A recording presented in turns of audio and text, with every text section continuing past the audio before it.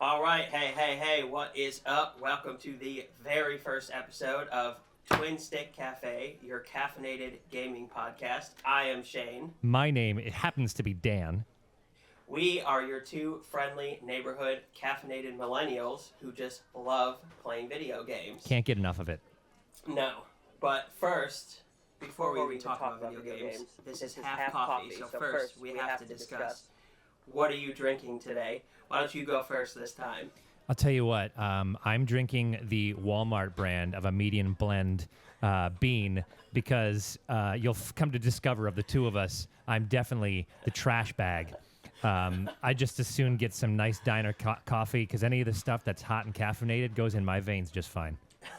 Honestly, there's going to be times where I'm going to have, Seattle's best from Publix. Oh, yeah. Hey, and no shade. It works. It works. I even have the bag. Yeah, here. show it off. I'm currently drinking I'm going to butcher the name, but it's a Sidamo blend. It's from a coffee shop in Phoenix called AT Oasis. And the owner's a lovely woman. She's in there all the time. It says established 2013. So they're, 12 years now? They're in business. She gets all of her beans directly from Ethiopia. So if you're liking more exotic stuff, she supports Ethiopian farmers and everything, which is great. I'm Amazing. a big fan of that. Yeah, so Phoenix, Arizona, anybody's ever out there, AT Oasis.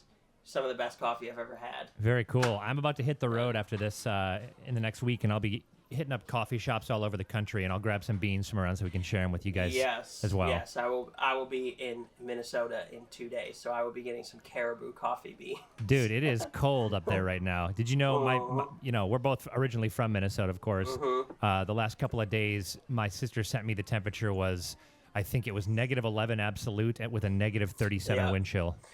Rock and roll, dude. Uh-huh. Rock and roll. That's how we like it. By my mom in Michigan, it was -7. So we're everyone's suffering. Everyone is suffering. Over here in North Carolina, I'm leaving the gym and it's like 28 degrees, and people are like, "Please be careful out there." I know. Look, I'm like dressed like this. I left to the vet in a hoodie, and people are like, "Just a hoodie?" Like, yeah, just a hoodie. It's fine. If we're sitting in your AirPods, Shayne's got guns out, fun's out. Like, bud, this is 31 degrees. We're about to go on the boat. Come on. Oh, yeah. we're northerners. Oh, yeah. Pop those shorts on. Let the quads play. Sweet. So, first things first, I think we should give a quick little bio on each of us. Nothing too deep, pretty surface level. Just so we kind of, hey, we do like video games. I promise we're good at it. Yeah, and that's true. If there's nothing else, we have that going. Yeah, it's something. One thing, right? But for me, obviously I want to start, obviously we're millennials, so it's Nintendo 64, right? But that's not actually. So I had, my parents had gotten, my sister and I, something made by Sega called the Pico. And I don't know if you've ever heard of this, but it was this weird, tablet-y looking thing that plugged into the TV, and each game was like an interactive book. So there were Berenstain Bears, Lion King, stuff like this, but it was educational. So each mini game was a lot of math counting and stuff like that, but totally addicted. They also had an Echo the Dolphin. Which is my God, Echo the Dolphin. Do you remember that? Legendary. Yeah, which is coming back, by the way, but that's a subject for a different day. In stunning 4K, 120 FPS. Dude, I hope so. But so I was obsessed with that. So I would say that precursor to the Nintendo 64, that's kind of, I think, because it was a video game. It was a learning thing. But I was obsessed with that, and it had, the Lion King and stuff, so it would obviously resonate very well. So that's kind of for me, I think that's where it started. And then I got the Nintendo 64 with, of course, GoldenEye. So then it just snowballed from there. And then it's just from after high school, I actually went to college for video game design. I don't even know if you knew that. I didn't know that, Maybe and I saw it in your notes, and I wanted to ask you about it, but I thought it'd be more organic if I waited till the show, and here we are. Yeah, I did. So I didn't finish, but, again, story for another day. But I think I was there for about 2 years, which is also classic Shayne. I got to the end of the degree and then didn't finish. But it was a bachelor's. So why didn't you finish? Why'd you get all the way and then didn't finish? I don't know. I guess it's the ADHD brain. I guess Oh, yeah. I just get like burnt out and just don't do it. It's kind of Yeah. like my MO. Yeah. Starting a lot of projects and not finishing them. But there was also some things going on at the school that were kind of like rubbing me the wrong way a little bit. And then come 8 years later, that school was gone and they lost all their accreditation and essentially was a scam. No way. So if you had graduated, would your degree have been meaningless? I would have had a degree. I don't know how it would have held up though, because I had known some people that went there that like went to different universities after that, and their gen ed credits didn't even count. Wow. So like it was definitely kind of a scam. That being said, the staff was a very hands-on artsy college. So like the staff, they were industry professionals. So they were, graphic designers and they were photographers and a lot of stuff like that. So I definitely learned a lot.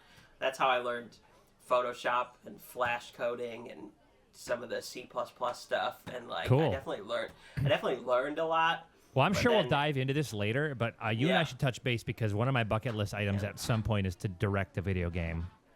So maybe we Yes. should scrap together those talents That is, yes, absolutely. 100%. Let's do it. Okay. A coffee video game. Yeah, actually, we got to wrap this podcast up because we're going to start on that project now.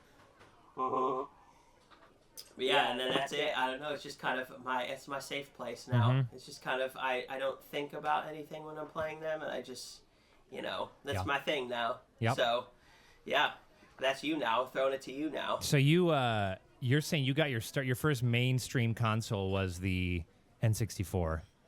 Yeah. Remind me, I'm 35. How old are you? 35. Okay, yeah. So Yeah. I actually got my start. I was a Nintendo kid growing up too, but I got my start because my dad used to play in television back in the day, which is back in the day, the pre-video game crash. It was one of those many, many consoles that people were dumping out. Yes. So he was a gamer first, not like a super hardcore, but he played Pac-Man and Joust and stuff in the arcades. And growing up, we had a Super Nintendo in the house. And so I grew up starting playing Super Nintendo with my dad, and he and I would co-op play like Donkey Kong's Country, which is great. It's a typical platformer. Yes. But it was great because, two people can tackle it, and you can swap back and forth, and my dad could take on the difficult. And I literally have this memory of playing Aladdin. This was like in the heyday of one of the heydays of licensed video games. And I couldn't beat the first boss, which was like the guy with the sword, the guy with the sword from Aladdin. The guy with the sword, right? Yeah, he was an apple vendor, and he was trying to, slice you up. And I couldn't beat him, and my dad told me, you'd get hit in that game, and you'd have some iframes where you'd flash and be invincible. And my dad was like, what you got to do is just go for him when you're flashing because he can't hurt you. And that was the time that clicked and helped me beat this boss. It was my very first video game boss victory. Was the Apple Man from Aladdin, and it was because of that advice. And I think that's what hooked me, because it was this sort of, look at all the different ways you can approach problem solving and overcome challenges. Right. And reflexes. And and I feel like if you haven't played a video game in the last, and this is probably not true anymore, because I think almost everybody plays video games in some capacity anymore with the advent of smartphones and stuff. Yes. But I feel like they got a bad rap a long time ago for being kind of like this mindless stimulus, flashing lights, 100%. brain rot. But, 100%. there's and we can get into this later too, but there's a lot to be said about the artistry of video games anymore, and the skills you can actually actively develop by playing them. Yeah, I'm definitely going to want to talk about the stigma of video games 100%. as well, because I feel like millennials got hit with that pretty hard. Yeah, and it's not really there anymore because it's so mainstream now. But I know, because even my mom is addicted to Township on her phone. Yeah. So it's just like everybody in some capacity now is playing. Yep. And people will draw a line. They'll be like, well, this isn't a video game. This is a game on my phone. That's a series of animated digital frames comprising a video and a game. Right. But yeah, so I grew up on Super Nintendo for a long time. That was my favorite console. And then I got the N64. I saved up for Christmas. I saved up my money eventually and bought a GameCube. I got the Wii. I got the Wii U. I played I branched out a lot too, because I had friends with PlayStation, and I won an Xbox 360 from the Mountain Dew competition back in the day. Is that not the most 2000 thing you ever heard in your entire Hell yeah. The Xbox from the Mountain Dew competition. Yeah, dude, you collect your bottle caps. I had the whole school collecting bottle caps for me to enter the competition, and we won, baby. Teamwork makes the dream work. That's right. But I grew up, and I'd say I'm probably a Nintendo kid at heart still, but I really do branch out into all of them, and I've probably become more of a Sony IP guy. Yeah, me too. Really? Yeah. Me too. I was a Microsoft little boy for a while. Really? There.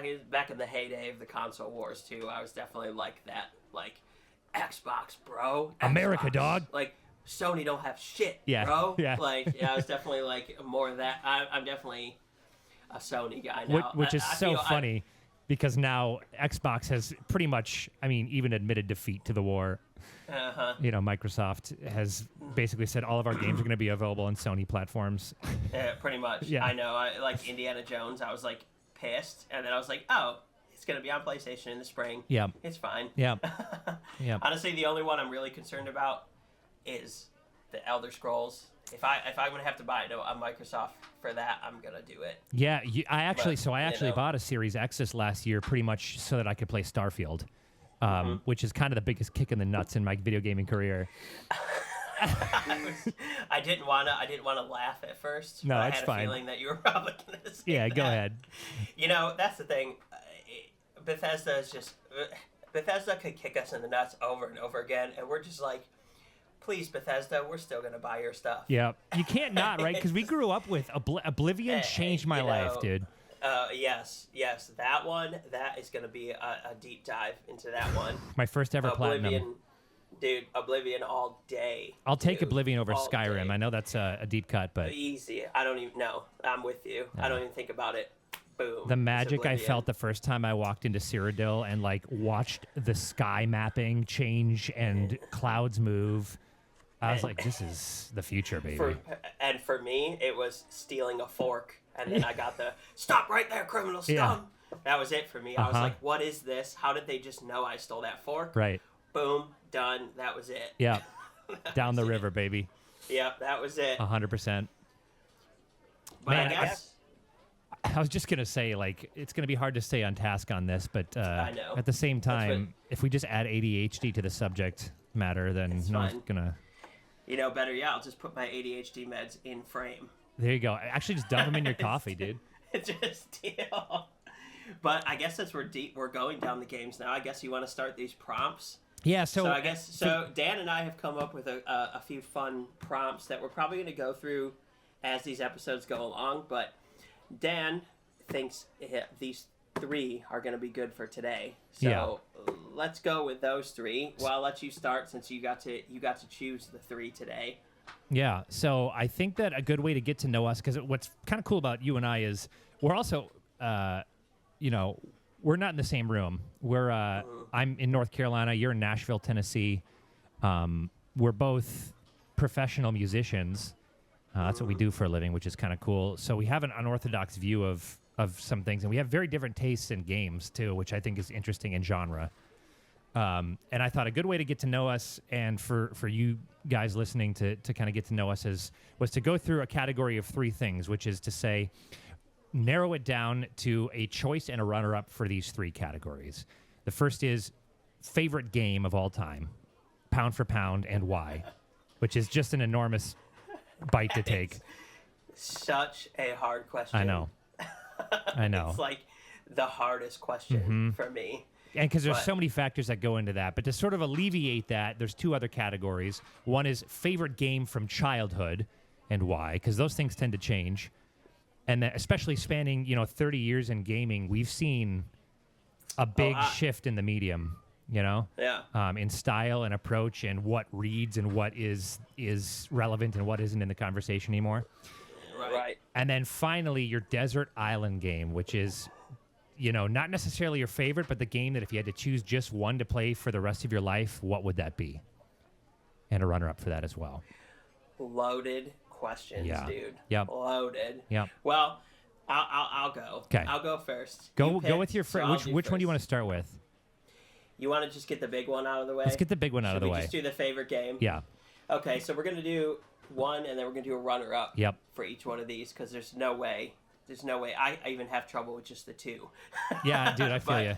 You know, so my favorite game of all time is actually probably somewhat of a recent upset in my list of favorite games.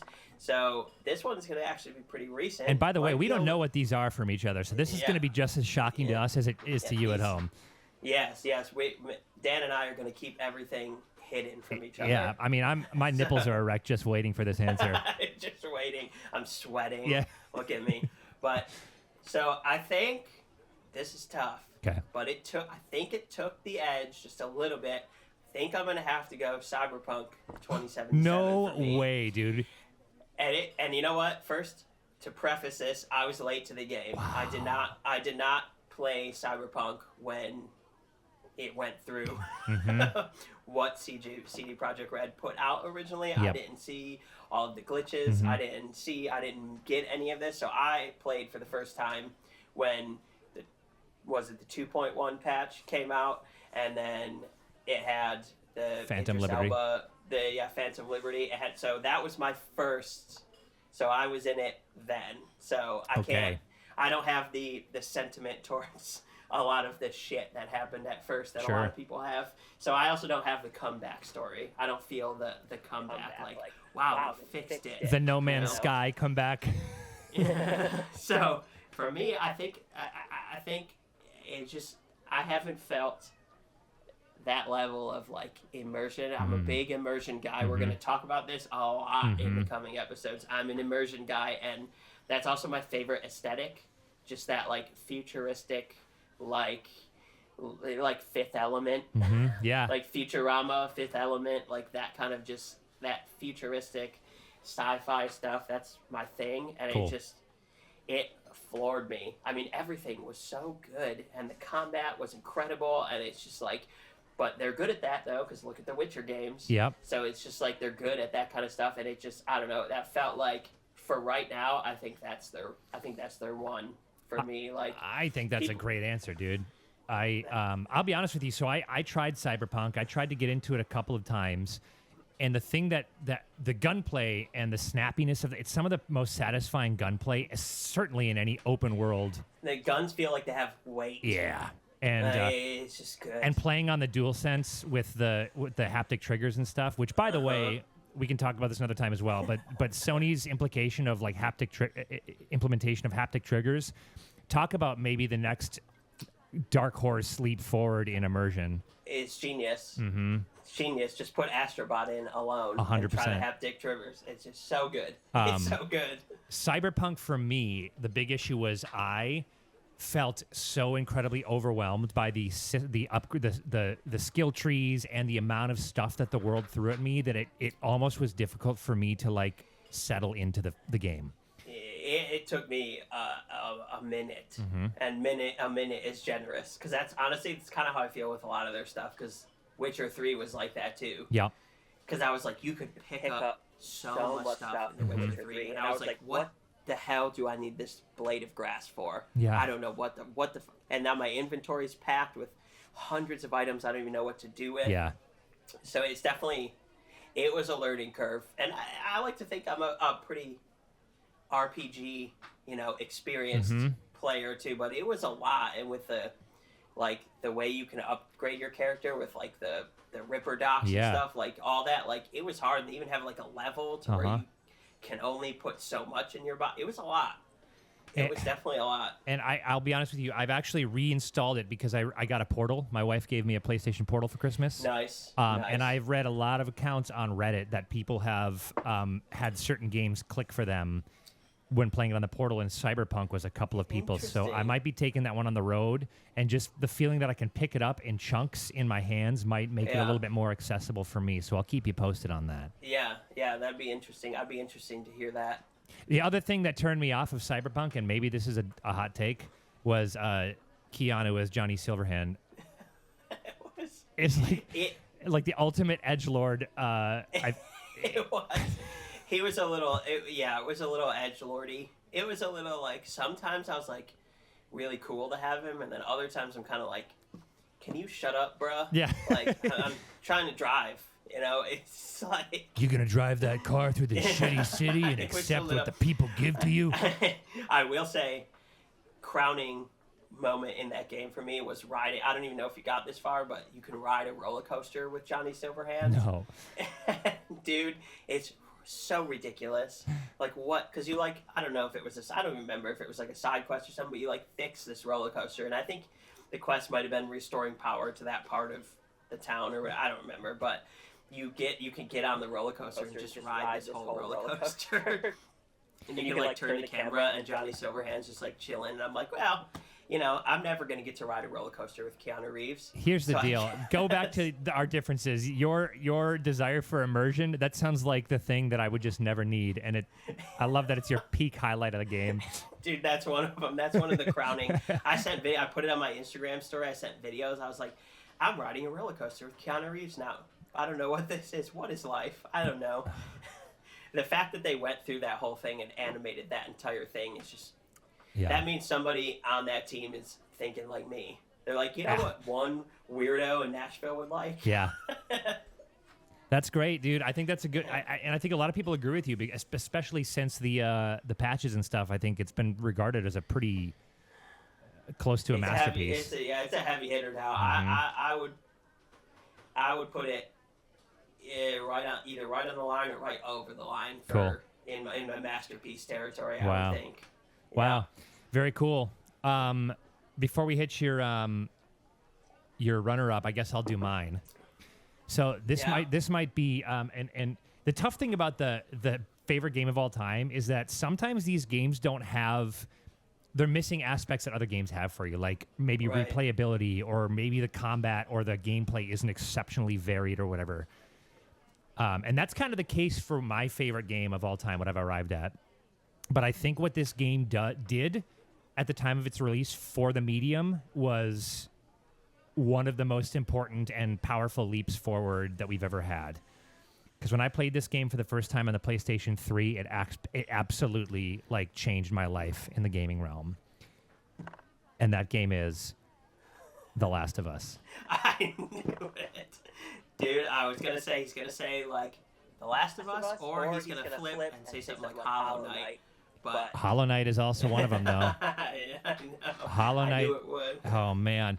But The Last of Us, for me, I mean, first of all, the opening sequence of that game, I've played probably a dozen times, and I know every beat of that, and somehow I still choke up every single time I play it. It's incredible. It really is. It's an amazing way to get to know the characters. It's a masterclass in storytelling and environmental design.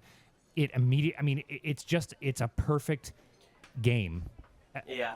And it really showcases, if I was to take somebody who hasn't played an arcade game, a video game since Pac-Man, and they were going to say, show me the game that most shows what video games can do as an art form, as a storytelling device, it would have to be The Last of Us, because I think that it's just masterfully directed. It really is. And that's, people love to hate Neil Druckmann from Naughty Dog. I am a Neil defender. Oh, yeah. I think he is just like, he's also kind of like the living version of the dude from Grandma's Boy. Did you see that yeah, dude. movie? Like the game Mr. Cheezel, like that guy, like the very like tea drinking, like yoga doing in his, like he's like that, but he's just. But you know what? Apparently it's working. It's just, it is. I mean, we could have a whole episode on Naughty Dog. We should. Probably will. You probably will. I'm with you. I'm a big defender of him. And here's the thing, dude. He's a master at that. Yeah. And we as gamers have suffered for a long time under video game adaptations to film that are just not at all what the game is like, and then not good films either. And I feel like they're getting better these days. But The Last of Us, the HBO series, it's amazing because it's great, but also because it's honestly like they took the script from the game and the shots from the game, and they just did a shot-for-shot remake of the game. And I love the side-by-sides. It's insane. Because it's so well done, down from the camera work to the voice acting to the writing to the music to the beats to the environmental storytelling. It is a perfect game, and I love it. It changed my life. It's definitely. I feel like at 35 years old for both of us, there's going to be a lot of Naughty Dog moments that we're going to have. Yeah. That definitely changed. Were you a kind of Jack our and lives. Daxter guy? I bet you were. Well, oh my God, yes. Dude, Jack 2, absolute masterpiece. Yeah. That's I'm in it. I'm in it. I will say, speaking of The Last of Us, kind of a caveat, Halloween Horror Nights, my favorite event, they did The Last of Us, what was it, 2 years 2 ago? years. Yeah. Not great. Yeah. Not great. Yeah. It just, I don't think it worked as a haunted house. I think the set design was incredible because it's Universal Studios. But me and Courtney were kind of like, the scariest part about The Last of Us is the environmental noise and silence. Yep. And it just didn't work with 500 people getting shoved cattle herded to a haunted house. And it was a lot of music and sirens and screaming and it was just but we were scariest part about The Last of Us is the silence. 100%. Like in a it's all perfect sneaking. world, not that you could do this in the context of a Halloween Horror Nights, but in a perfect world, the thing would be you're sneaking by clickers, and if you make a noise, they turn on you. That's the scariest part of the game. If they did it in a different city with less volume, they could definitely do it because there's haunted houses here in Nashville that send just your group in. Yeah. So if you have a lower volume event, it would be brilliant. Yeah. But it was just it was disappointing because it was interesting too. The crowds were half or 1/3 Halloween Horror Nights fans, 1/3 HBO Last of Us fans, and then 1/3 the gamers. Yeah. So it was really cool to be in line because there were people talking about the game, and then they'd come out and they'd be like, "Wow, they nailed this from the game," and then you hear other people going, "Oh, this was just like the show." So it's cool. The dynamic was very cool. It's cool to be a part of, but it was figured I'd bring that up since we were talking about The Last of Us. Ultimately a disappointment. Generally everything surrounding The Last of Us is amazing, but that was the one thing I think that in The Last of Us world that just wasn't there. Yeah. And again, that'll happen when you sometimes people try to take IPs and shove them into different avenues. Right. And again, Druckmann, I guess, has been pretty protective of most of their IPs because they haven't done anything else. There was the Uncharted movie, I guess, which I didn't watch, but I heard not great things about it. I'm not the biggest fan of Tom Holland. Yeah. I'm not gonna lie, but I won't tell him. Nolan North does make a cameo though, so I YouTubed the cameo, and that was worth a watch. Yeah, that's pretty cool. But again, what can you do? I was just pleased that when we got a major Hollywood, it's kind of like I'm a big musical theater guy, and Wicked just came out, and now Hollywood Studios has so much of their gift shop and their craze dedicated to the Wicked movie, which is great. But I'm walking around there going, my people did this 20 years ago. Right, exactly. So I'm having the same thing with The Last of Us now. Yeah. It's it's cool for the community because we like more people to like that stuff, but at the same time you're hey, we were here first. Yeah. And we tried to tell you 20 years ago, but nobody listened. Yep, and that's kind of what talking about being a millennial in gaming is there were a lot of slings and arrows. I think that social slings and arrows and stigmas that came our way from the gaming community. When now it's people are literally streaming on Twitch with $100 million net worths. Yes. Because it's one of the most valuable entertainment mediums on Earth. But meanwhile, back in middle school, you guys just said we were the weird, smelly kids that wanted to play video games. And that may have been true, but our taste was great. A little bit. Yeah. Amazing. All right, hit me with your runner-up. Another very tough choice. This was. I got two right off the top of my tongue, but I think The Edge took. Got to go with one of the heavy hitters, BioShock. Yeah. Of course. Yeah. Of course, it's BioShock. That was another one.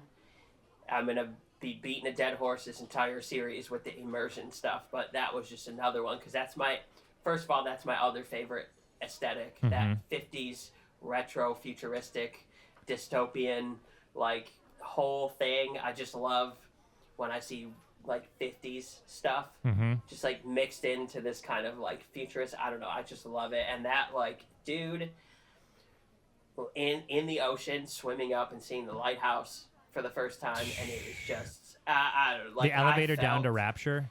Dude, I felt sitting in my mom's basement, like, I felt cold. Yeah. I was just like, I feel like the water. I felt like the ocean breeze. It was just like this whole... Yeah. That game, 100%, I don't even have to teeter on the line. It's a masterpiece. Oh, yeah. That game, 100%, just a masterpiece on all accounts. And another trailblazer in the terms of environmental storytelling. I don't remember, I'm sure it existed, but I don't remember before that time a game putting so much of its story together through indirect interactions. Like you collected the tapes and things, and you got so much of the world and the lore from the voiceovers from the tape. Yeah. And like, yep. And now every game you pick up hundreds of audio logs. Yep. They were also kind of that kind of style. Gun combat was kind of their thing too. A lot of people imitate that style combat still too. I would say even Cyberpunk. Yeah. Kind of imitated that BioShock style gunplay. But that's it. It was tough to pick. I think that one took the edge just because of the retro futuristic. I love stuff like that, and I just remember I still hear like the goddamn Andrew Ryan, like this kind of stuff. It just replays, and every time now somebody says, "Would you kindly?" Yeah. I'm like, yeah, there 100%. it is. I'm triggered. I had a buddy who just played BioShock for the first time, and I was talking to him at the beginning of his playing, and I was like, I was dropping in little meta hints like, "Would you kindly keep me abreast of your journey to the game?" He's gonna get that later. Ding, ding, ding. Yep. He's gonna be really. I've been gaslighting him for 30 years. Yeah. Same. Since what was that? 2007. Yep. Yeah. Just would you kindly people for the last 18, 15, 16, 17 years. Yep. Yeah. It's just so good. That's it. That was it. That used to be number one. Yeah. That was my number one. And Cyberpunk recently edged it out. Cyberpunk recently pushed it a little bit, and I think part of it was because I'm also, again, something we'll talk about, I'm a sucker for open world too. So I think that kind of just took the edge with Cyberpunk just a little bit. Yeah.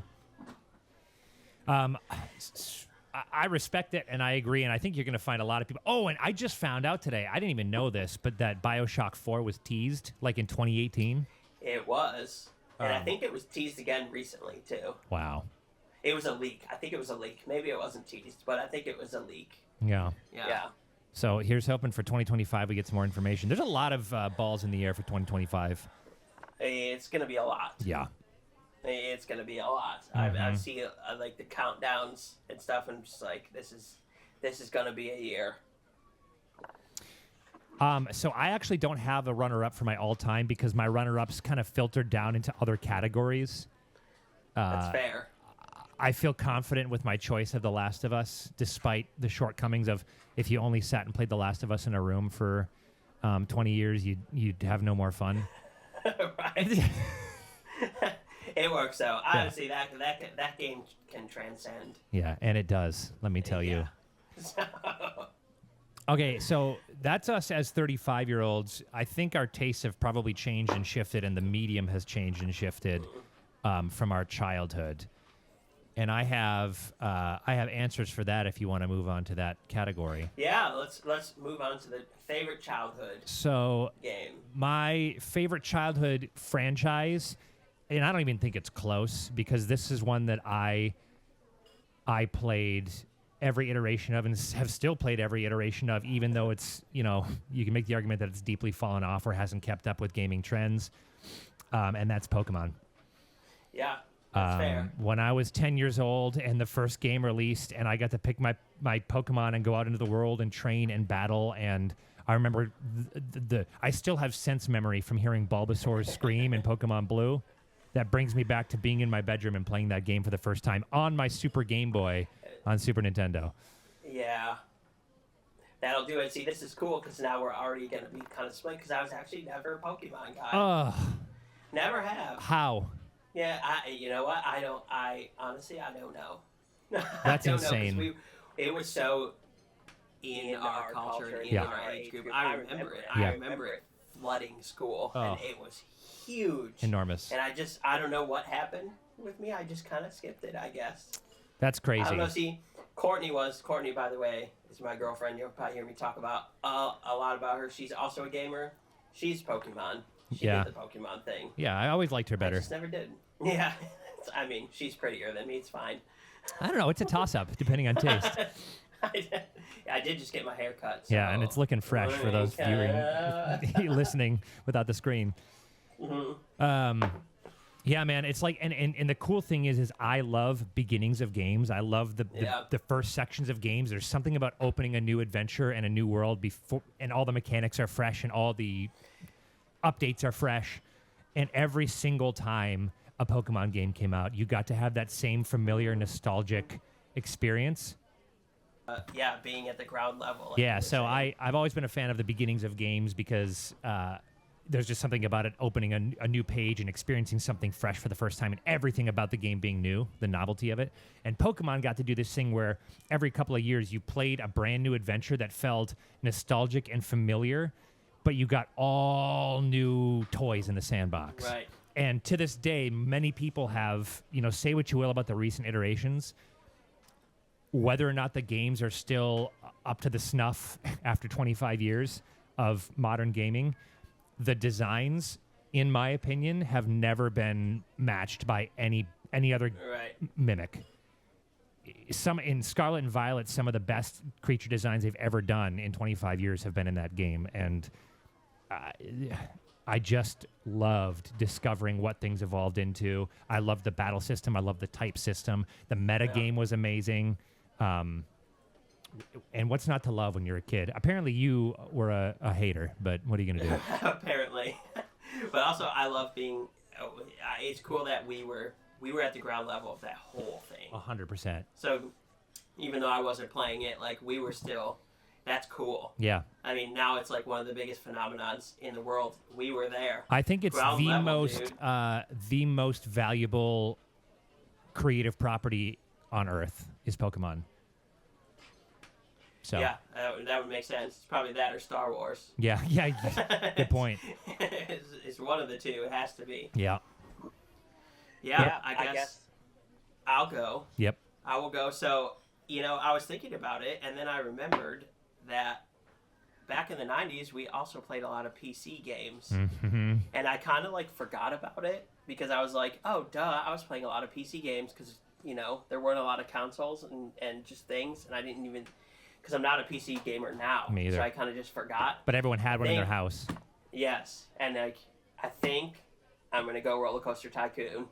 Oh, good choice. Yeah. I just poured hours and hours and hours and hours into my life. Let me preface this as well. I have a very, very, very, very deep love for theme parks. Yeah. I'm a theme park freak, if you will. I know...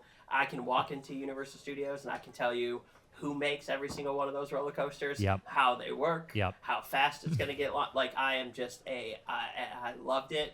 I even thought about going to school to design roller coasters. And suddenly your love for cyberpunk is all making sense to me. I started taking classes for roller coaster kind of architecture stuff, and then I realized it was all math, and I was like, I'm out, sorry.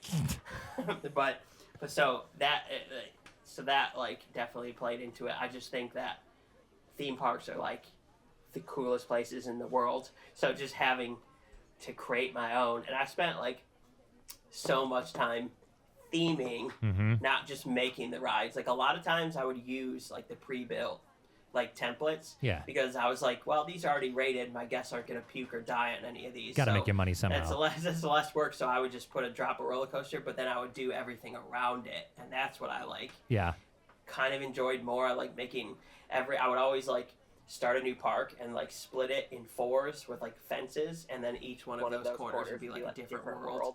Oh, that's so cool, dude. Do a space world, a jungle world. I just thought it was just, I mean, that's another one. Kind of like you, I've played almost pretty much every iteration of it, even the really shitty mobile game. Yeah. They had. It's terrible, and So, can I ask, are you into the simulation and economy part of it, or is it literally the theme of designing theme parks that grabs you? I'm definitely more into just the theming and decorating and designing, because I have Planet Coaster, which is Frontier's spiritual successor to Roller Coaster Tycoon 3, but I love it. But it's definitely overwhelming. Yeah. Because even from just a design perspective, you can take a window and these are on like 360 axes. Like you can just take a window, and like if you want the window to be like this, you can do that. Yeah. So you can take like a piece of a wall and just tilt it. Like it's incredible. Super granular. The amount of kind of stuff you can do. Yeah. It's a little overwhelming. I get that. And then like they definitely they're very heavy-handed in the management in that game. So that becomes a little hard because like Roller Coaster Tycoon, you don't have to build a break room and then like have to worry about the staff in the break room, because like in Planet Coaster you have to say, oh, this break room is going to have games in it, whereas like this one's going to have training in it, and then you got to like make sure the staff is like happy in the break room before they come out of the break room to go back to their job. And it's just like, it's really cool. I think if I really just tunnel visioned for like a week, I'd probably get more into it. Yeah. But it's a little heavy-handed on the management for me. I get that. So I kind of just go back. Like I'm a big defender of Roller Coaster Tycoon 3 as well, the 3D one. I loved that one, so I kind of go back and play that too because it's available on Switch and anything. What's the one? Isn't there the most recent iteration that is one of the lowest rated games on Steam? Yeah. How's that like one? That. I think it's Roller Coaster Tycoon World, maybe. Yeah, have you played it? It's something like that. I like turned it on, and I was like, nope.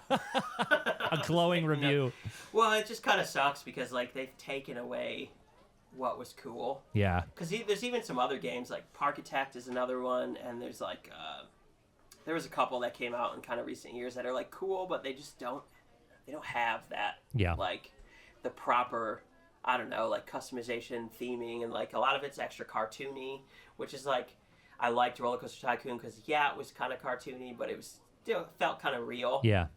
So it was just like, and Roller Coaster Tycoon was made by like one dude, and like the most archaic coding system That's cool. known to man, and it was insane. You should watch a YouTube video about it because the things that this guy was doing manually in like this really archaic coding system, insanity. And maybe that's why it's so good. Yeah, it could be.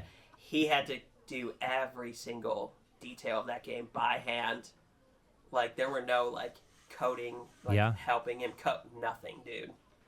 So, and there's something to be said about that because there's been obviously that was before. I mean, indie gaming has always been a thing, but before Steam made indie games accessible, right? There weren't a lot of easy ways into the industry. So games built by one person like Stardew Valley and stuff were fewer and far. I mean, they're still pretty rare, especially the ones that are worth talking about. Right. But maybe there's something to be said about someone who has to overcome huge challenges to make their passion a reality, make sure every detail is exactly the way it should be. It's a very interesting story for anybody listening and for you. Like, you should watch it, like a YouTube video about it, because what that guy did was insanity. I mean, he had to code every little movement by himself. I love it. Like, essentially, like, in this really old style of coding. It's crazy. Cool. It's crazy. Hats off to him. I played Sim Theme Park. I didn't play Roller Coaster Tycoon, and I wasn't huge into it. But what I did love is that you could design your roller coasters, and this was in 2001, maybe. I mean, this was a long time ago. You could design your roller coasters, and then you could ride them in first person. Yes. Oh. That was it's genius. Oh. His genius, and now you do it with Keanu Reeves. Right. and I think we've reached the maximum altitude of that particular genre. That's it. It's just so good, though. Yeah. I'm a huge fan of Roller Coaster 1, 2, and 3. A lot of people hate 3, the 3D one. I'm a big fan. I'll defend that game to the grave. Defend it. Get after them. Haters be damned. That's what I say. Yeah, well, that's it. So now we got your runner-up then. Okay, so my runner-up was also pretty easy. I mean, I played a lot of games when I was a kid. But this one left a huge impression on me, and it was actually the first game that ever introduced me or made me aware of the director, of the person who directs the game, because the style was so distinctive. And as soon as I say this, you'll know where I'm going with it. The director was Hideo Kojima, and the game was Metal Gear Solid. Yeah, didn't even have to say it. Oh, I mean... And the first game was relatively tame by Kojima standards because the man is. I'm actually playing Death Stranding now, and man, it's he is an alien. Someone should check on him, But Metal Gear Solid was the first time I ever played a game based around stealth. I fell in love with stealth. I still love stealth. When I get to play games where you can spec into classes, I choose scouts and snipers and assassins, and I love stealth. I love sneaking. There's something so engaging to me about creeping through levels and trying to tactically take down opponents. And I loved that more satisfying. So satisfying, and the tone of the game was so unlike anything I'd ever played before, with the sort of like almost anime-esque villains, but combined with a very American culture war story. Yeah, it's weird. It's the same with like Capcom doing Resident Evil. Mm-hmm. Like some of the Resident Evils, you really get this splash. You're like, oh, this is a Japanese game. Yeah. Yeah, but it's when the East was kind of emulating the West, which I wasn't really aware of at the time. I just loved it, and I used to have this little 13-inch CRT TV that had a built-in cassette player. Oh, I had the same one. Yeah, and I used to put in blank tapes, and I would record cutscenes and gameplay, and start and stop the tape manually, and make film versions of my favorite games. And I have an amazing cut of Metal Gear Solid: The Twinstick on GameCube that you should definitely I like check how out. we're also like kind of figuring out like our entire personality now. 100%. like the careers and stuff that we're in. We're like, oh wow, we've only talked for just today, and we're like, wow, I think we just became each other's like therapists. Yeah. Which actually, we've been talking for 5.5 hours that you guys haven't even heard. A lot of, I feel light today. Dude, that's one that's very widespread. It, like, changed a lot of people our age. That's how like Baldino from Game Ranks. That's him too. Yeah, he's a huge Kojima fanboy. Metal Gear, like, and that makes sense. My first stealth game was definitely the Splinter Cell. Splinter Cell was good. Yeah. But I couldn't get into it after Metal Gear Solid because I was like, where's the batty, crazy bosses and mind control and stuff? We need those absolutely insane bosses that don't fit the game at all, but bro, like the first time also fit the game perfectly. Don't you remember the first time you fought Psycho Mantis and you were like, "How the hell do I shoot this guy?" And then you realized, first of all, he read your mind from your game your game card, your saves. Yes. And then you had to swap your controller to the other port. Like that's directive intelligence that just. And it's just say there's a reason Kojima got a Hulu doc about him. 100%. That's just what a visionary. The guy is that guy. That's the guy. And people love Snake Eater Part 3. I would say it's probably the best in the series, but my heart's always going to be with the original. Yeah, I think I'd probably give the Snake Eater, but I'm a little later to the game than you were, so I didn't jump into Metal Gear like when it was fresh. So I kind of I think Snake Eater might have actually been my first. Well, it's from a narrative standpoint, it's very crisp and clear and heart-wrenching and that's the first concise. One that really got like big and bombastic too. Yeah. Like huge. It was almost like a Naughty Dog game, like where it just really like big set pieces. Now you have like the new ones that are literally movies with 90-minute cutscenes. Yeah. Metal Gear Solid 4 in particular, I remember, and everybody. That's another thing. Cutscenes nowadays are like almost a burden sometimes.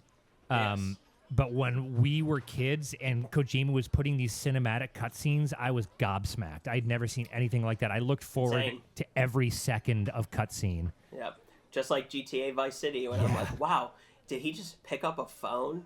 Like, what is this? Yeah. He's talking on the phone. Yeah. Holy shit. Yeah. So that's mine. Metal Gear Solid: The Twin Snakes on the GameCube. Yeah. That'll do it. Yeah. How about That'll you? do it. I think for me, I'm going to go another PC game. This one's going to go a little way off the map, I think. Okay. I don't remember what year it came out. Sometime between, I want to say, 94 and 98. I don't know. It has to be somewhere in there. Is a point-and-click, full-motion video game. Myst? No, it was Goosebumps Escape from Horrorland. That's so you. Say less. My sister and I played that game over and over and over again. And like I said, it was like, remember in the 90s when like the full motion video was like a big deal, where like you had, oh my God, there's real actors in this. And now you're like, well, it was just definitely cheaper for them. That's what it was. But back then you're like, wow, this is crazy. And it was just like, you just go into Horrorland and you have to escape Horrorland. Yeah. But it was creepy, and like there were like these. The one puzzle I remember the most was like there was a whole like shelf of pumpkins, probably like 30 pumpkins just on these shelves, and you had to click them and get them to say the proper thing, and then like the door would open. So like I don't remember, we were so young that like my detective skills were also kind of off. Sure. So like we kind of just clicked shit until it worked. Back then, like I didn't know like, oh, I should go back and look at this wall for maybe like a hint to this puzzle or whatever. So we kind of just like figured it out. But like I remember you had to click the pumpkins and make them say the scarecrow walks at midnight. So like each pumpkin would be like the scarecrow walks, and then you get it, and when you get it you just go, and it was just like, I don't know, it was so cool. And obviously like I'm, you know, huge diehard horror fan, you know, I have my big Art the Clown behind me here. So it's just like, it was just everything, and Goosebumps was so good back then, and it was just, and the theme song was like still probably top 3 theme songs for me of all time. Like, wow. It's just, that was it. So I, you know, kind of a funny, like, if I would have picked a third game, it would have been a Barbie game. Also point and click? Which we can, no. No, it was a Barbie, Actually, yeah, it was a point and click. Was it a dating sim? Be honest. No, it was Detective Barbie and the mystery of the carnival caper. Oh yeah. Yeah, you know, for people listening, I grew up with just women. It was just me and my mom and my sister for years and years until my mom got remarried. So I definitely am steeped in Barbie culture and stuff. So that would have been my third one. I just figured I'd throw that in there because it's funny. Yeah. Since you got a good kick out of my Goosebumps. Like I'm like, wow. My other one would have been a Barbie game. Well, I think it's respectable, first of all. And I was a huge Goosebumps. I had probably 60 Goosebumps books, and I had every single Choose Your Own Adventure in my bookshelf. I was a big time reader back in the day, and now I have the Scholastic Book Fair days. Oh yeah, the book bus. Oh yeah. I feel like I can smell it. Oh, 100%. Yeah, and it does not smell good. No, it doesn't. Yeah, that was it. That's I have a, I don't know if anybody can see it, but I have a little haunted mask Funko behind me too. Yeah, a big shout out to the point and click genre being kind of a relic of the 90s, and what an awesome, because I grew up playing games with my sister too, and we played Putt Putt Travels Through Time and Pajama Sam, and we had a CSI point and click adventure. Yeah, and Myst. I feel like I had that, and although the pajama one sounds very familiar. Yeah, dude, and Putt Putt Travels Through Time was just released on the Switch eShop, so I think I'm gonna get my sister and I together for a week and just crush out. Yeah. We didn't have the skill set to complete it back then, so. Right. Yeah, I think that's a good answer, and I'm impressed because my answers are like, here's the most played and common IPs in video game history. Games. That's okay. I mean, we lived through a lot at our ages, like the different changes. So something like, even though Metal Gear is so popular, it was like literally a game changer. Yeah. Quite literally, so it's fine. Yeah, thank you for making me feel better about that. Yeah, I got your back. Thank you. Okay, finally we have Desert Island games, and these are games that are not necessarily the best or our favorites, but have something about them where we could play them for the rest of our life as our only option, and they would still be entertaining and the choice we would make. Yeah. Mine's going to be a little weird. Okay. It's going to be contingent, I think, on time. Okay. So, like, would be kind of based off of what year am I going to get trapped on this island? Because I'm going to have to give it to Grand Theft Auto. The original? I mean, no, it's whatever year I'm on the island. No, it's now. So if I get it now, it would have to be GTA 5 because that's the one that's out. Yeah. That's the newest. So, like, if I get trapped on an island in 2026, it'll probably be GTA 6. But I think it's whatever Grand Theft Auto Rockstar is on. Sure.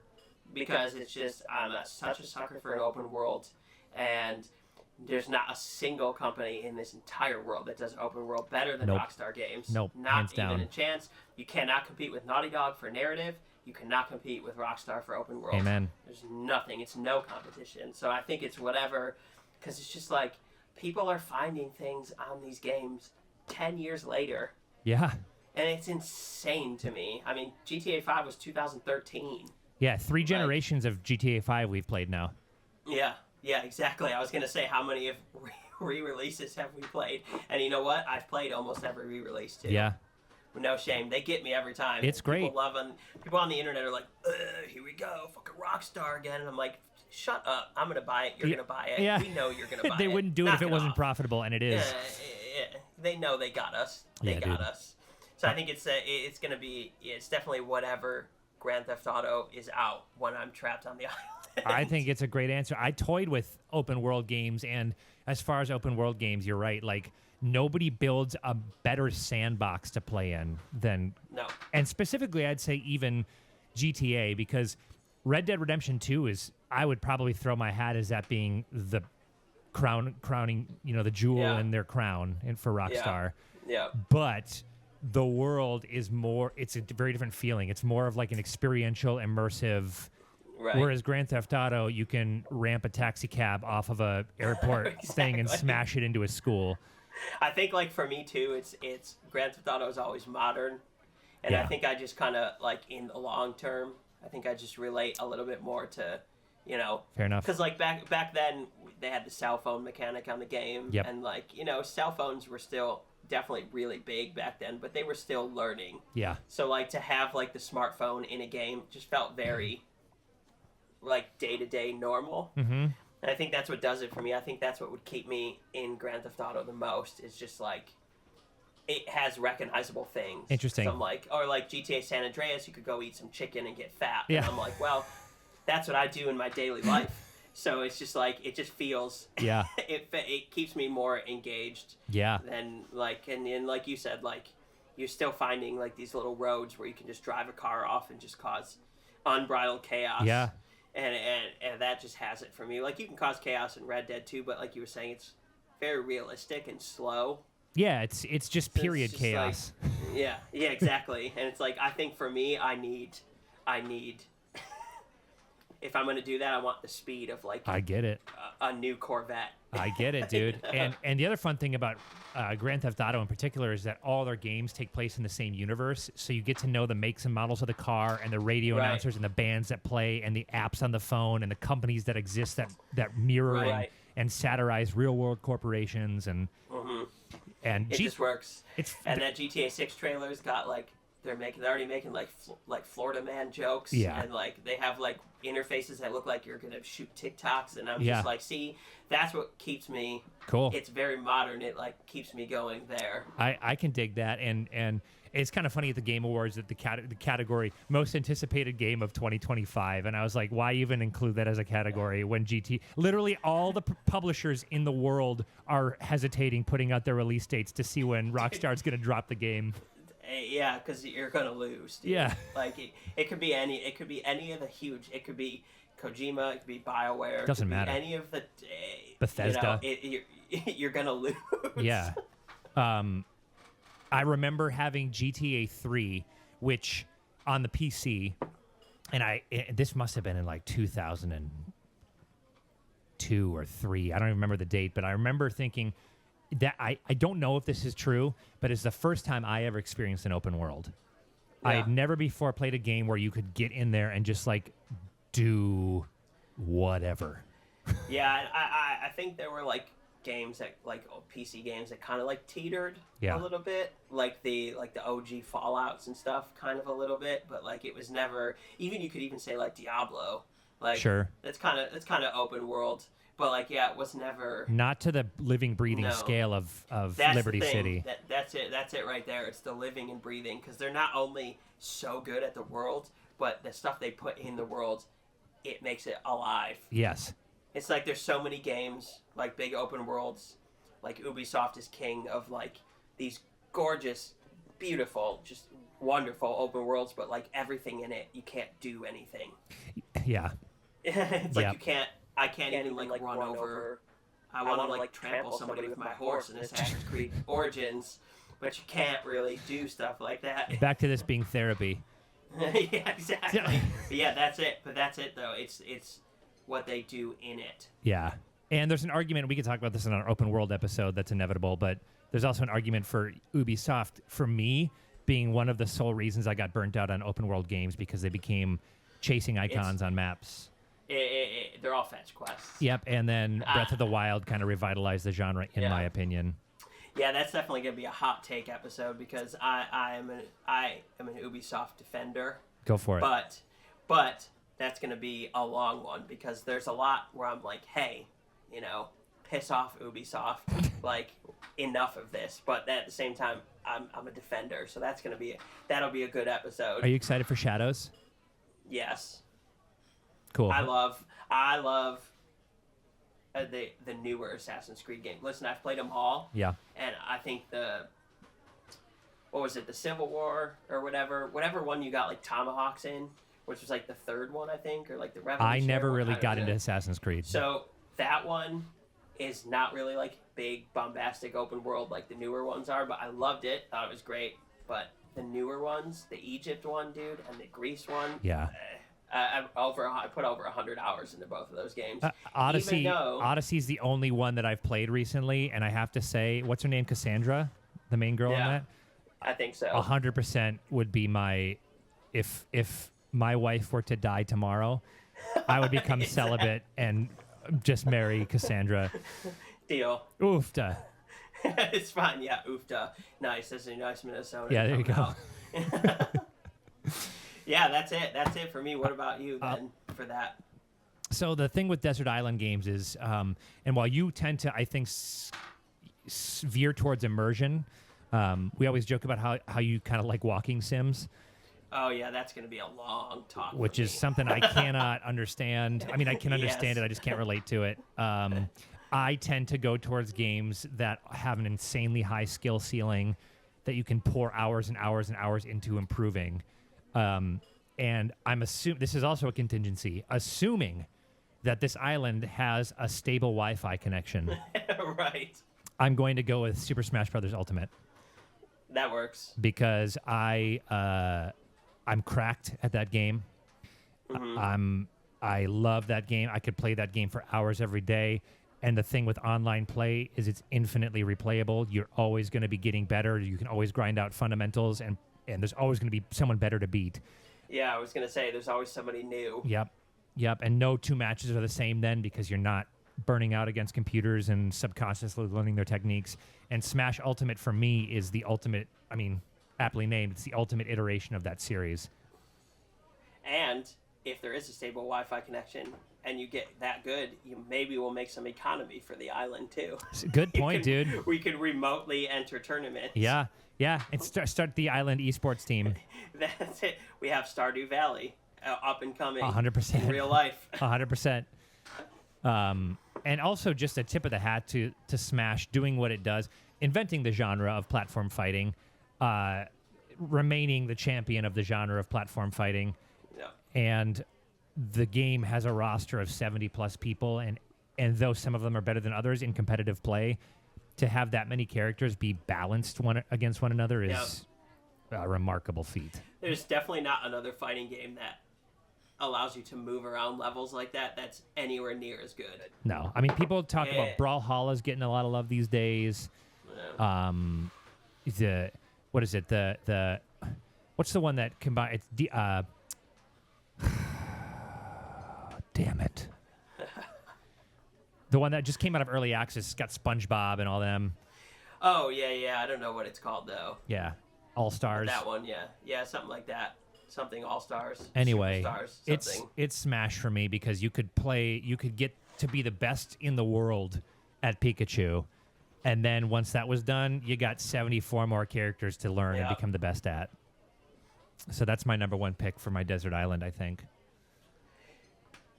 That'll work. So we would both be just causing chaos in two different ways. Yeah. On the island. Yep. Yeah, I guess for me, I guess my runner-up, I'm just gonna have to throw another thing at Rockstar, and I'm just gonna have to go with whatever Red Dead.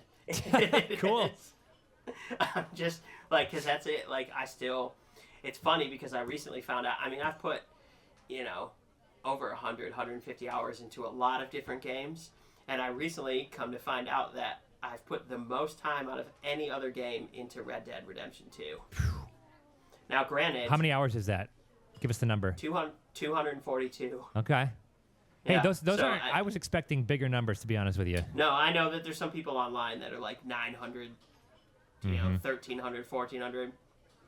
But, not me. But 242, man, higher than my Skyrim. Yeah. It's higher than and I think, as we were talking about, it's a little slower, a little bit more Yep. of an experience. So I think some of that might be just because it takes so long to do things. Yep. I think a lot of that is probably travel time. Yeah. But that being said, I still never get bored riding my horse all Well, across the map.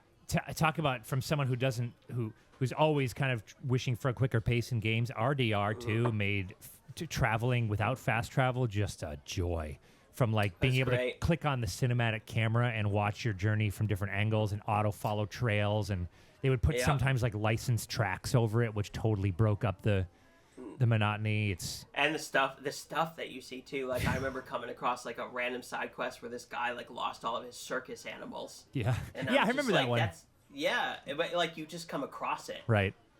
You just nobody says, hey, I heard that Ubisoft's very famous for being I heard some guy way out in the field is doing this, but you don't get that in Red Dead. You just find it on your own. Yep. Which is insane, and the reactivity, I'm for people listening, I'm very famous. I have a friend from back home. He very famously once said, if you ever want to know how to play a game wrong, you should watch Shayne play it. So I kind of I definitely am any game where you can be good and evil all day. Amazing. My reputation in Red Dead was literally at the bottom, the lowest you could possibly go. And when you do stuff like that, the reactivity is insane because they will address that at your camp, which is absolutely insane. I just shoot everybody that moves in Red Dead. And when you go back to your camp, one of the I don't remember her name, one of the older ladies, she'll be like, Mr. Morgan. And she says, I heard that somebody's been going around shooting everyone on site or something like that. And she's like, I'm thinking it might be you. Yeah. And I'm just but that's insane that they know that. Yeah. They throw that in there. Yeah, it's funny you say that because as much as I'd like to play villains, my entire life I've had a guilty conscience and I've always played paragons. That's Courtney. She's I just can't be mean to this person. Yeah. It's so weird. For me, it's me in Mass Effect, the news reporters Commander Shepard, I just hit headbutt, just knock her ass out. Just so and to address the commentary from the NPCs, that development to me where they start to speak about your actions in the game, not even narratively but just in passing, is one of my favorite immersive techniques in gaming. And I'm playing God of War Ragnarok for the first time right now, and there's this moment where we had Tyr, the God of War, and Atreus, the son, and we were trying to get from A to B, but I was off looting every chest I could find, and Tyr was like, "We should probably get going." And what is your father doing? And Atreus is like, he always goes out and does this. He'll be back soon. He's got a thing for loot. And it's these little nods. It's so good. Yeah. It's just so good. Mm-hmm. On a funny side note of that, if I was I have a baby on the way for people listening, a little girl. Baby. If we were gonna have a boy, I was like, we could have named him Atreus. Yeah, and still then could. And then I could be like, boy, are you ready for dinner? Close your heart to it. It's just, yeah, I think it's gonna be if I'm stuck on an island, it's gonna be Rockstar. It's gonna be something. It's gonna be something by Rockstar because it's the only. I'm also not a big replayer. I'm kind of a one and done with most games. Yep, me too. Even if they floor me, even if they just absolutely floor me, I'm a one and done. It's the same with TV shows. I'm just not big into redoing things. Rockstar is probably the only company that I have gone back for more than once too. I've played GTA 5 and Red Dead 2 probably three times each. Yeah, dude. I mean, I'm the same way, and part of it anymore for me is I'm actually running into a thing that I'm trying to address where there are so many. When we were growing up, a lot of the games, once every couple of years, there'd be murmurs of this game that was a masterpiece. There was one Ocarina of Time every 5 years. Yes, right. There was a couple of games per console generation that were essential must-play, perfect games. Even the great games were buggy, and people were still finding their way as development teams. Nowadays, the code has kind of been cracked, So and the medium is so large that so many people are releasing so many games that are essential plays that I have a hard time sitting down to a 60-hour game and playing through it and immersing myself without thinking about all the other games I still need to play. The next one. Yeah, it's really difficult. It's actually kind of a curse. So who's got time to replay games? I know I saw a meme on Facebook or on Instagram the other day that was like, please don't ever talk to me and my 63 unfinished video games ever again. Right. I was like, exactly. Just my PlayStation, like, every time they release the 3 games for the month or whatever, I just add them all to my library. Me I just too. don't download them.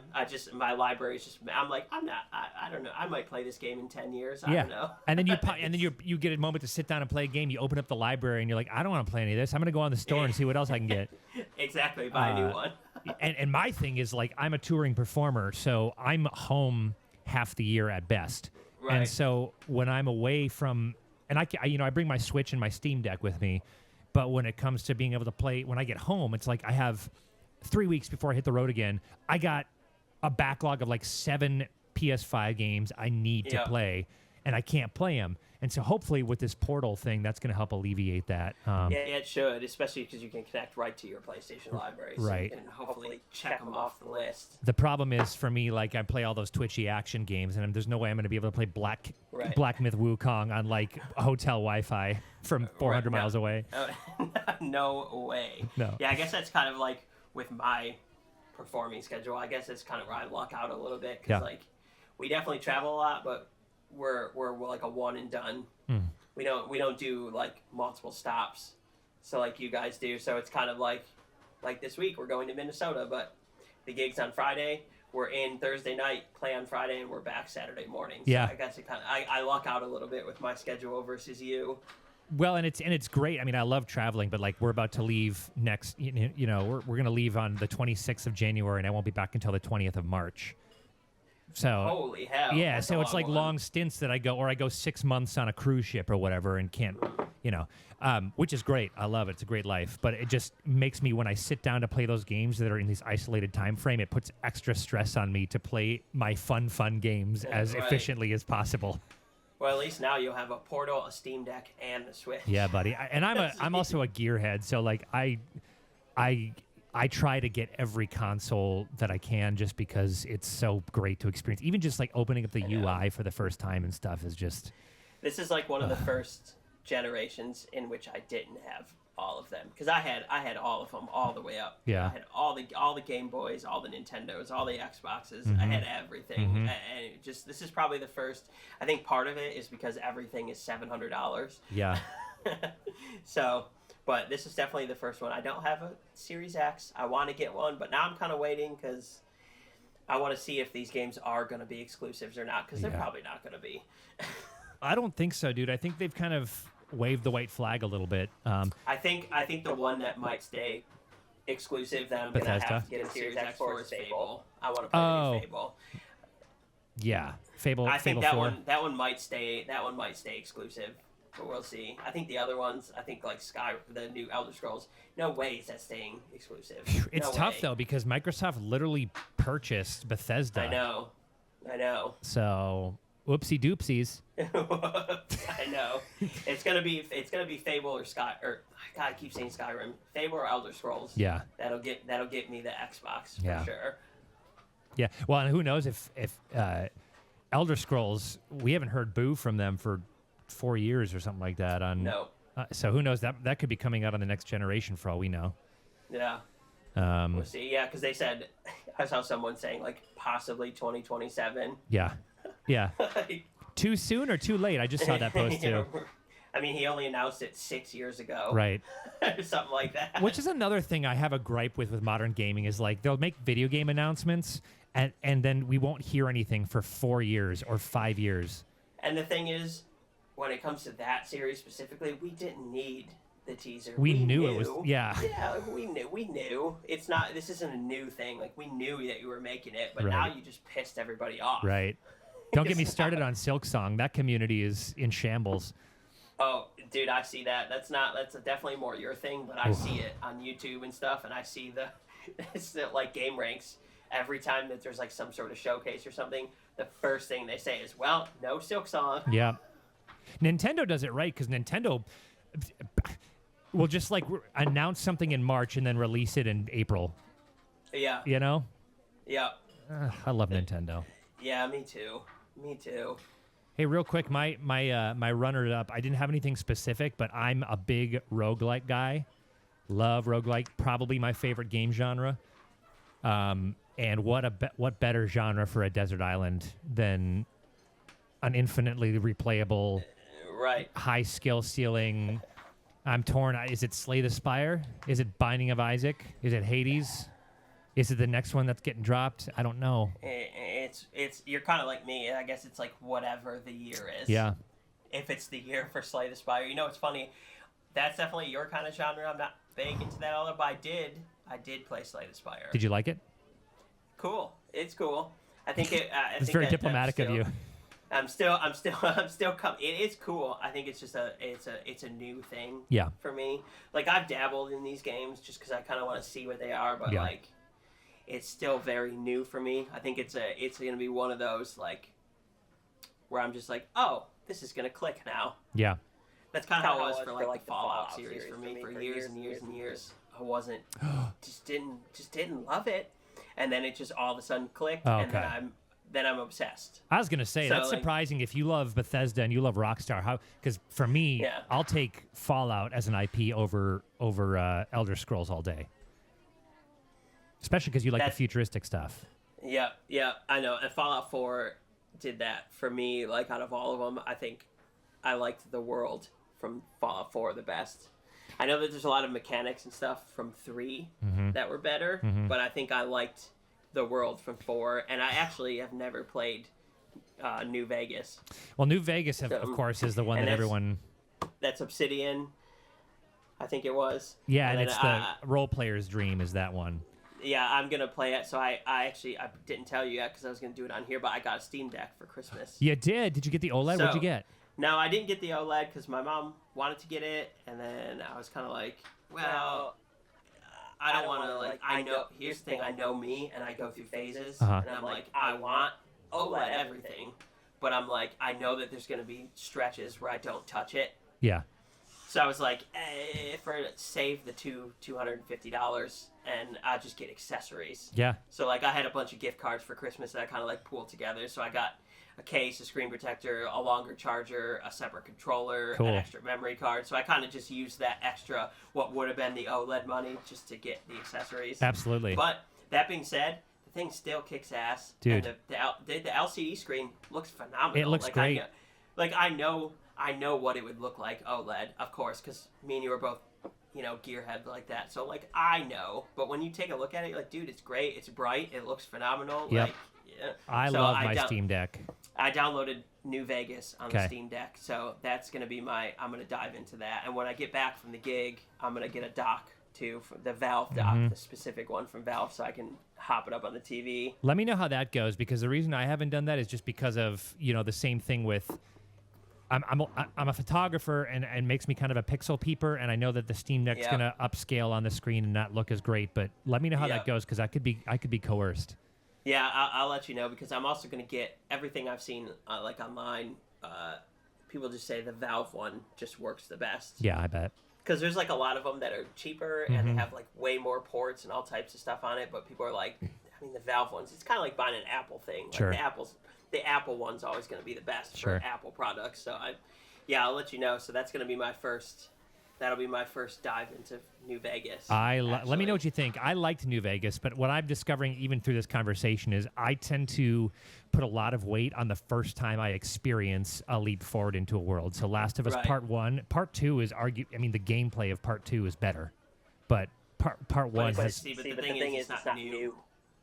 That was the thing. Like, it was new, but, like, you had already dove into that. So you had that initial reaction to The Last of Us the first time. And Fallout 3 is the same way. Everyone loves New Vegas, but the first time I left the vault in Fallout 3 and saw this wasteland, I was like, oh my God. I will say that was, like, I'm going to go back and replay that game, but even though I liked 4 better, like, walking out of that vault, I was like, wow, thank you, Liam Neeson. Right. You leave your...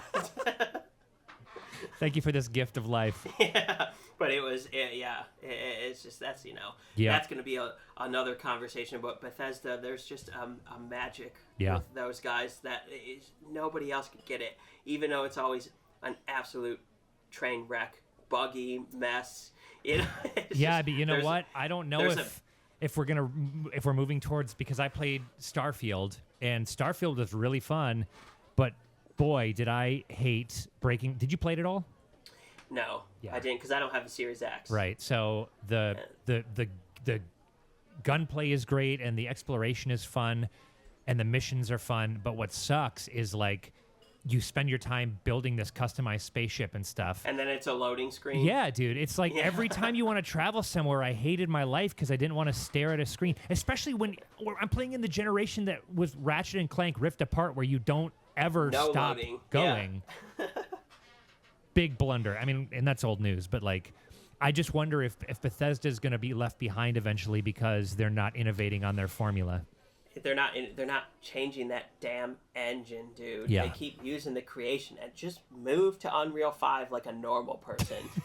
Just move it, dude. But I wonder if, part of the charm that you're talking about is that clunky, it is awkward Bethesda engine. See, that's an interesting point, because a Bethesda game on Unreal 5 probably wouldn't feel like a Bethesda game. No. And it might stand out because some of Bethesda is still kind of like old school gaming, in the sense like even the way the NPCs talk and the dialogue is written and the voice acting feels last gen. Yeah. It does. Not in a bad way, just in a way. For me, I was just like, even if they move to Unreal 5, I just want them to keep that classic like character turn. Absolutely. And the camera zoom in when you're Yeah. like, it's just, that's it. Every time I talk to someone, as long as they keep that, I'll be happy. 100%. You need that, and when the camera snaps, like when you get caught by a guard, I mean, that's definitely stop right there, sneak thief. Yeah, that's it. Stop right there, criminal scum. Yep. That's hey, it. Real quick, this wasn't on the schedule, but I'm kind of curious. Is there an IP that you've discovered recently that has become one of your favorites?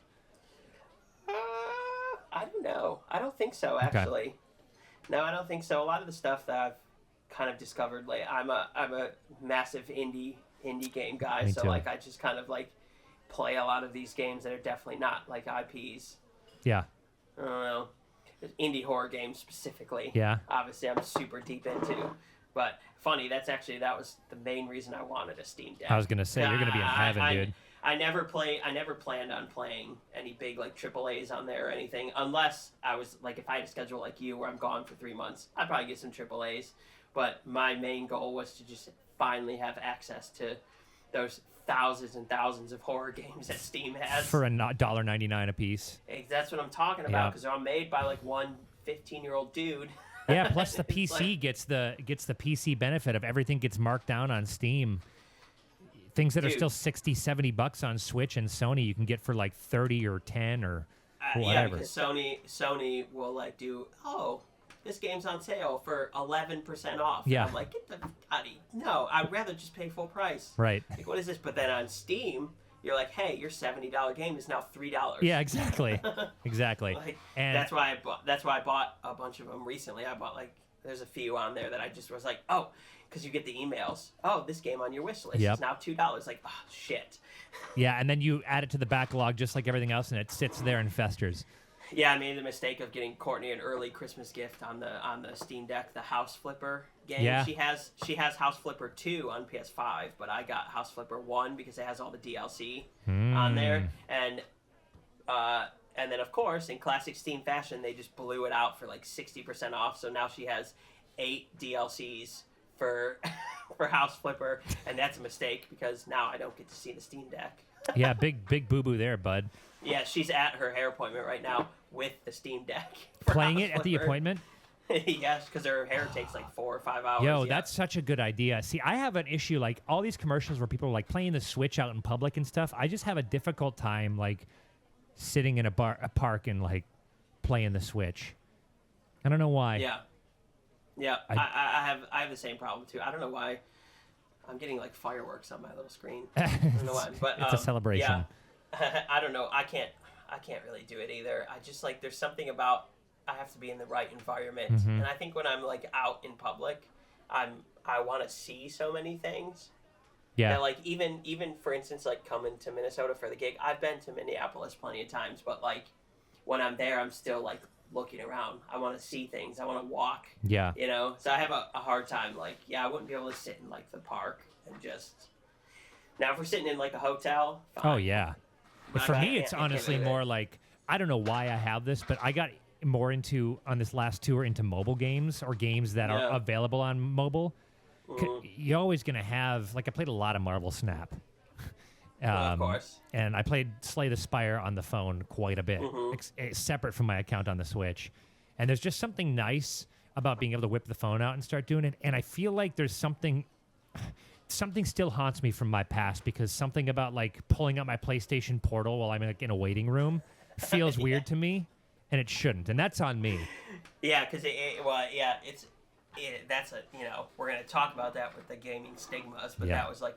Because, like, you feel like you're in the doctor's office and, like, you pull it out and everyone's like, oh, look at this guy. Yeah, let's beat him up. Yeah. Like, couldn't separate yourself from artificial worlds for 10 minutes, huh?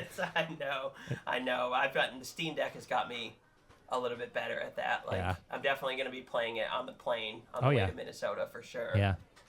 Yeah, you're going to love that. Let me know what you get up to. We could play some stuff together, too, on the Steam Deck. Yeah, Phasmophobia, dude. I've never played it, but I should. Yeah, we could co-op that. Let's do it. It's right up my alley. It's an indie horror game. Absolutely. Sign me up. All right, dude. Well, hey, here we are. Here we are. We got to the end of episode 1, I think. Yeah, I think we did, and I'm out of coffee. Yeah, me too. So I think we're going to grab some coffee refills, and we'll see you next time. Yeah, y'all stay caffeinated out there. Yes, please. Please stay caffeinated. I will do it for you. Yeah, we'll definitely put that socially accepted drug right into our system for you. That's what I'm talking about. You got to throw up one of these for that. Yeah. That's it. All right, we'll see you guys next time. Yeah, take it easy.